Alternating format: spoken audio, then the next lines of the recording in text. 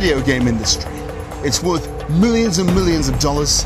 It attracts the biggest stars in the world, and it is jam-packed full of glamour. So you would be 100% correct in assuming that the place where free radical design lives and works is just as sexy and glamorous.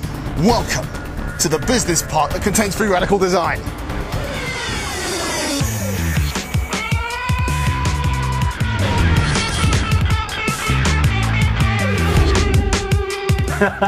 My agenda is generally to sleep as little as possible and get the thing done. We want to make sure what we show is perfect, and we're not going to show stuff that isn't perfect. So that's why we keep our options open right to the end. You should never be like 2 weeks away going, oh, it's all right, you know, everything's going to be fine. Because you should always be under pressure to put more in, make it better, make it stronger.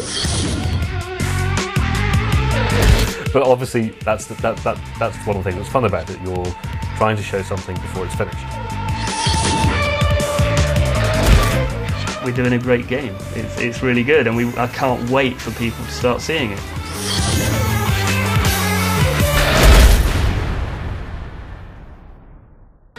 So you remember when I was talking about the glamour of free radical design? Here it is in action. Check this out. Have a look. Look at that. I got two questions for you. First of all, are we on schedule? All over it, yeah. And secondly, why'd you lie to me like that? There's a UB Day US event in early May, and the European event at the end of May. Press will be invited along to that. There will be lots to see, all the Ubisoft titles to see, all their other AAA titles to see, but you only need to come and see Haze. Haze is the one. Haze is going to blow you away. It's showing what the next gen consoles can do. Today we've got a set of journalists coming in to have a look at Haze, and there's 2 German magazines, a Belgian magazine and a Italian magazine. So we're just getting the game set up. It's currently a bit broken, so we're just fixing that, and then we'll be bringing them in here and talking to them about the game. So you're going to see a little bit of us talking to it and kind of see what happens when we show journalists the game and kind of see that side of the development process.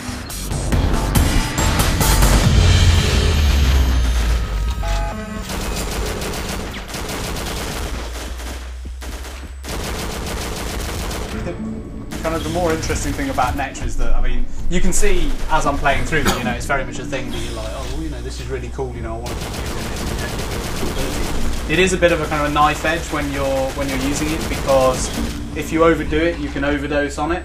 And when I overdose, basically 2 things happen. The first one is you drop your controller. I drop my controller, which is disastrous. We're breaking the fourth wall, man. So. The first one is I lose the ability to distinguish my teammates from the enemy, so everyone suddenly looks the same to me. The other thing is when I'm aiming at someone, I lose the ability to control my firing, and I will shoot at them automatically. I think that went well. Did that go well? I think that went well. Yes. So we've also got 4-player co-op in the game. And that's all the way through the normal campaign mode. They're not kind of some separate missions. They are the main story you will play through. Online co-op or co-op? Yes. It splits. I mean, it can be a variety of split screen, LAN, and online. So can we have like me and a friend at my home, split screen, and another friend? And yeah, you can do all of that. What's going on in the world of show business? What? Eric Roberts in Batman? That's ridiculous! Okay, so reaching the end of the day now. A lot of people heading home. I'm just checking through the demo just for the last time. Tomorrow is a big day for us again because we've got our Ubisoft production team, that's our producer and assistant producer, coming in to kind of really have a very thorough check through the demo and make sure that, you know, those guys are happy with it to go to UB Day with. So I'm just having, you know, a final playthrough, just making sure everything's just spot on. Then after that I'll be heading home because quite frankly I smell horrible. So I'll see you guys tomorrow.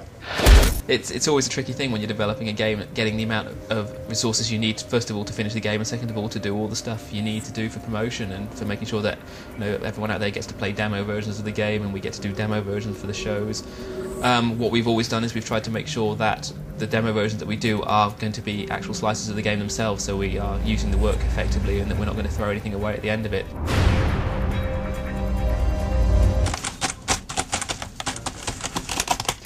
And that's roughly how Haze is being done, being finished. At the moment I'm just updating the game so it will be ready for showing the guys from Ubisoft. So we had some people in till, I don't know, some of them were in it till nearly 2 o'clock this morning working on some stuff for the demo, so I'm just updating those bits to make sure they're all good. What's up, gangsters? Hey. I'm good. We're now going to show Ubisoft the demo, so hoping it goes well. Smoke contrails on it. Also notice the new division of the nectar bar as well, to indicate that you've got a small amount of nectar on all the time. Another subtle point that you may or may not have noticed already is that bit of feedback from Serge about making it so that you get some feedback about how much health the enemy has. Now as you hit them, the little kind of little flashes of colour you see is at the point of impact. They will change colour through from white to red as their health drops. So a character who's very low on health, when you hit them you'll see a red flash. If they've still got a lot of health you'll see a white flash instead of an orange flash.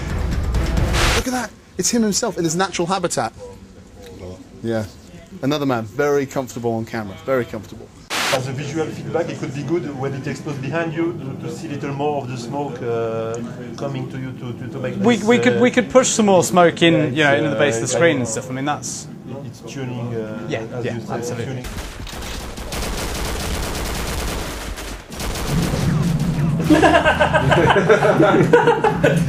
Get up! Surely a barely contained hostility starting to show up again.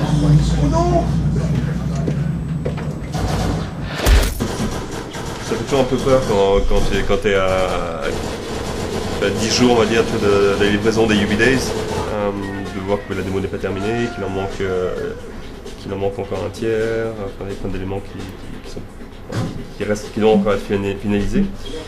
Mais bon voilà, c'est pas un compte quoi. Quand on voit les progrès qu'ils ont fait en une semaine, c'est simplement incroyable. Ils ont fait des progrès hallucinants. The shotgun was originally called the Milli Vanilli, the reason being that the shotgun was a weapon that could clear the room faster than Milli Vanilli's greatest hits. I don't know why people didn't like it. See you next week. See you later. No, it's all good. It's all good. We got some good answers to some good things today, so I'm quite happy with the progress today. Quite happy with the progress very happy with the progress the demo's making. Yeah, hopefully the guys will be impressed when they get to see the build in their own hands. Yeah, I think we've got something really good to show. Again, the caveat there is that you're always trying to show a little bit more than you've got ready. It's like, if somebody kind of goes, well, we could do this, it's like, is it time to squeeze it in, or is it going to be the straw that breaks the camel's back? Based on the feedback we had from Ubisoft yesterday, I've got a few things going, just to help improve the demo, based on their suggestions. So I'm just going to go around our code and design teams and our sound teams just to see how they're doing with those things. So follow me. So this is where our art and engine teams reside. I'm just going to check up with a few of these guys, just see how they're going with their work on the demo. So this is Alex. Alex likes to terrorise all of our new coders. He's one of our angriest